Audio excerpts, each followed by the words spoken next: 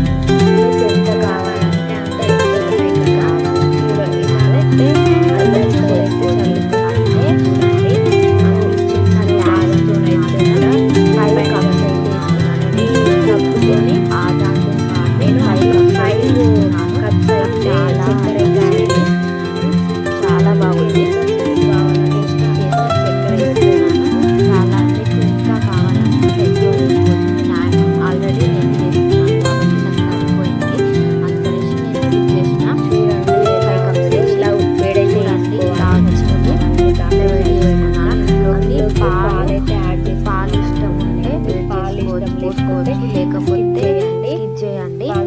పాలు వేడి చేస్తే ఇంట్లోకి యాడ్ చేసుకున్నాను. మళ్ళీ వేడి చూడండి, అవుతుంది ఈ మిశ్రమం అంతా. ప్లీజ్ సబ్స్క్రైబ్ అయితే చేసుకోండి.